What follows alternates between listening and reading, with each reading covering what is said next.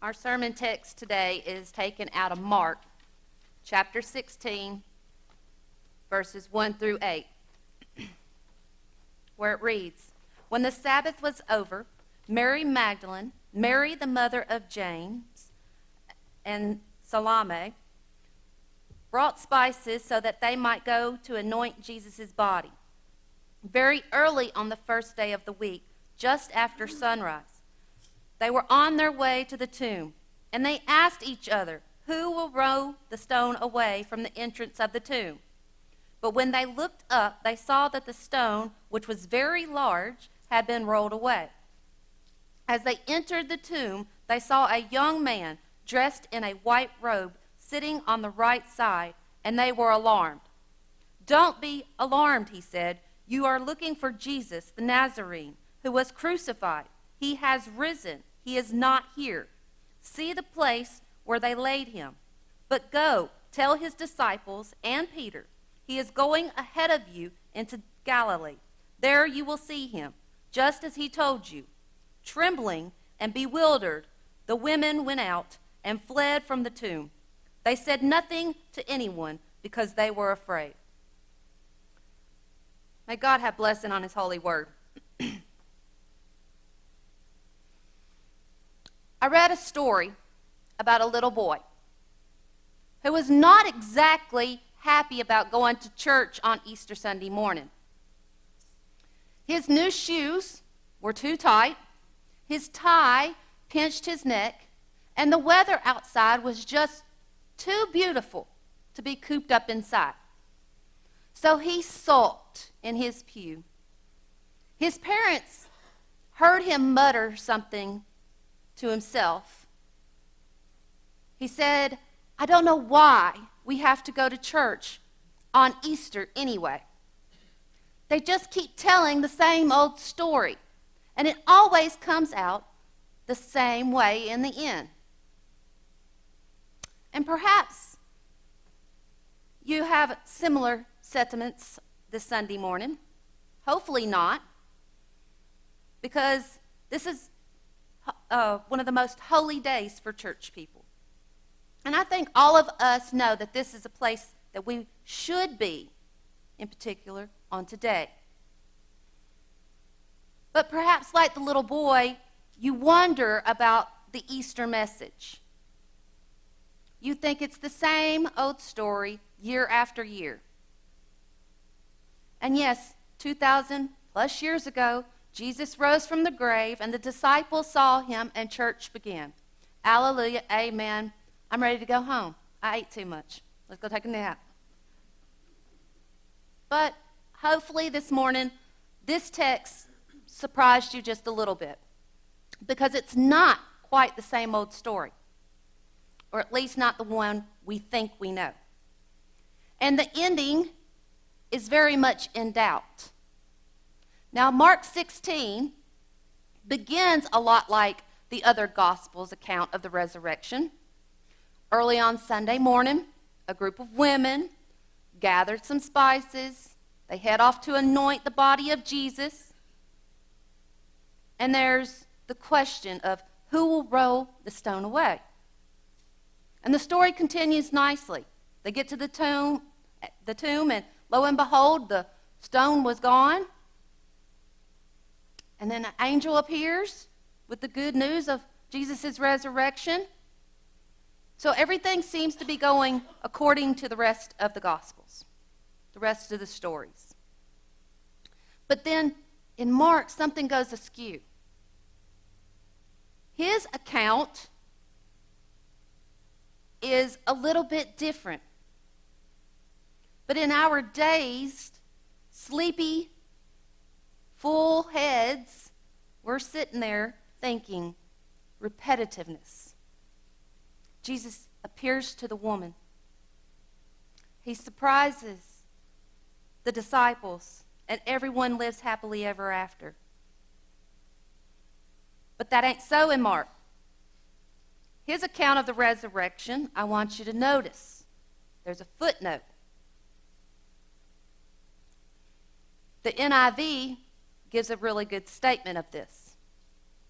It tells us that the most reliable early manuscripts and other ancient witnesses do not have Mark verse 16, verses 9 through 20. So let that sink in. If that is true, then Mark's gospel ends not with the appearance of Jesus to the women and the disciples, not with the Great Commission, not with Jesus' ascension into heaven. Rather, it ends with these disturbing words. They said nothing to no one because they were afraid. What kind of ending is that to Easter? This great and glorious news of the resurrection has to be proclaimed. It has been proclaimed. Death has been defeated. Satan has been subdued. Sin has been squashed. The witnesses have been commissioned. And Easter ends for Mark with these words. They said nothing to anyone because they were afraid. It is, as someone once noted, not an ending that inspires confidence.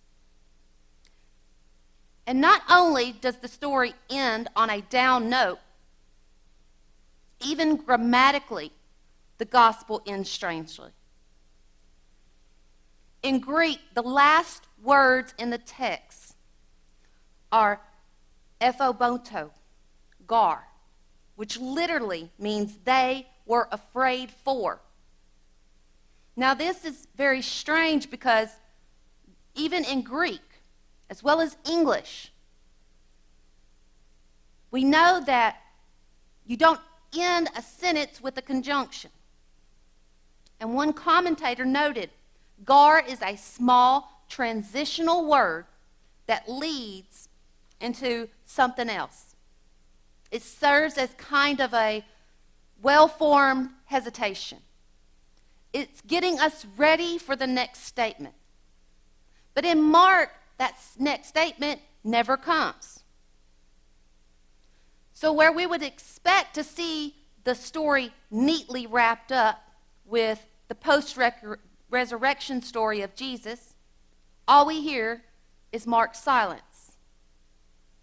Easter seems to be incomplete, have an incomplete ending in Mark. And as humans, we don't like incomplete things. We don't like things hanging in the wind.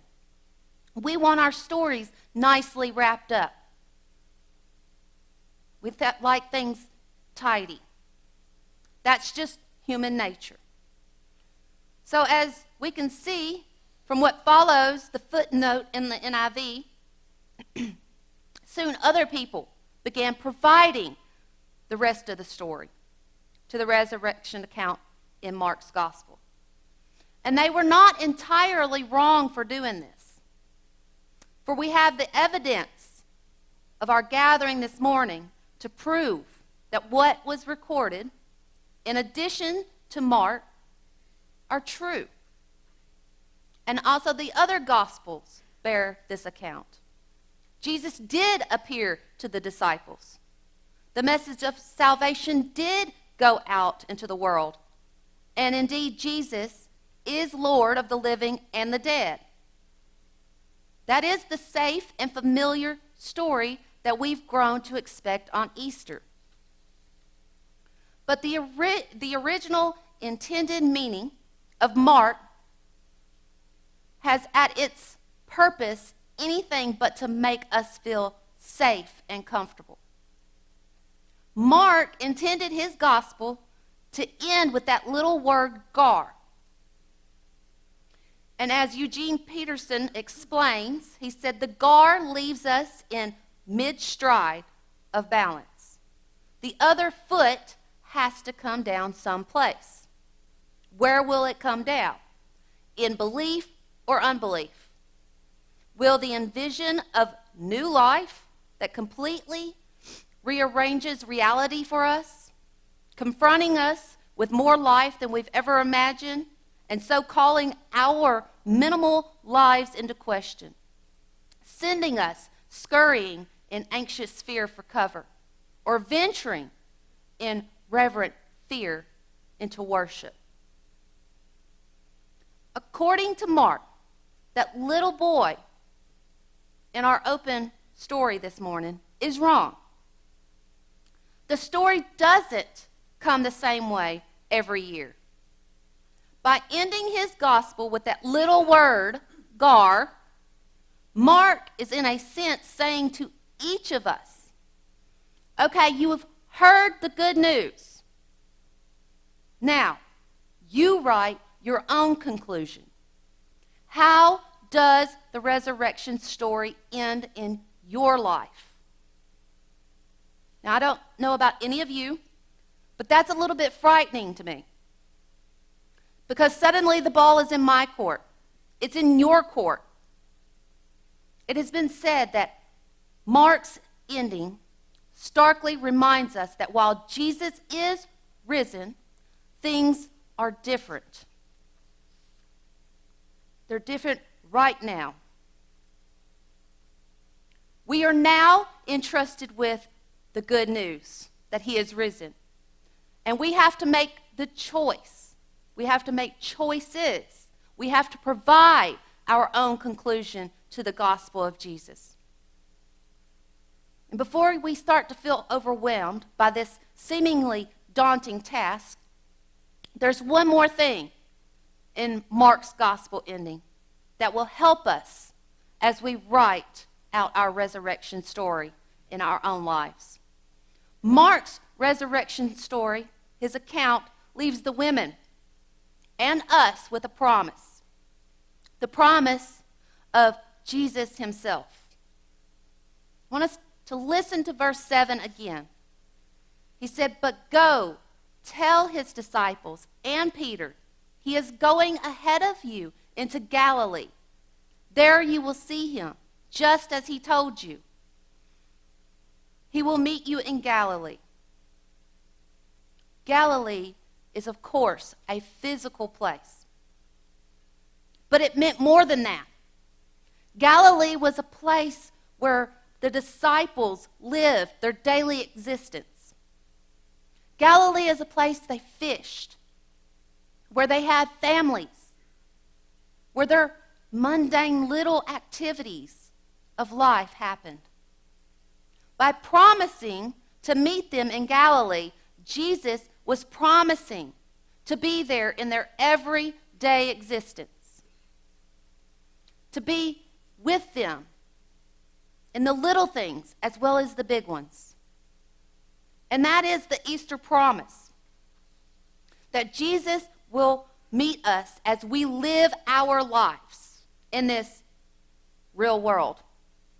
Jesus is not meant only for the four walls of this church, and not only for this one day to ponder the resurrection. The risen Lord is to be found just as readily on Monday, April the 1st, as it is today, March 31st. As you take this incomplete story of Easter and write its conclusion in your life, you need to keep that promise before you. He is risen. He is going before you to Galilee. There you will see him, just as he told you. So what this means, as someone pointed out, is that in every visit, every meeting that I attend or you attend, every appointment kept has already been anticipated. The risen Christ got there before us. The risen Christ is in the room already. So as we live our ending of Easter in our own lives, we just need to keep filling in the blanks with our own locations, our own Galilees, our own unique situations. He is risen. He is going before me to my job. There I will see him, just as he said. He is risen. He is going before me into that doctor's office. There I will see him, just as he said. He is risen he is going before me in this situation or that situation. There I will see him, just as he said. There truly is a method to Mark's madness. There's a reason for the way that he ends his gospel. He knows that if he wraps everything up all nice and neat, that we who hear his words don't really have to make any decisions. We can allow the resurrection to fade into history. And Mark will not allow that, because the resurrection is not history. It is his story, and our story as well. And the Easter story is incomplete until we write the final chapters with our lives. So are you ready to finish your story? And if so, the one who is risen waits for you and me. Amen.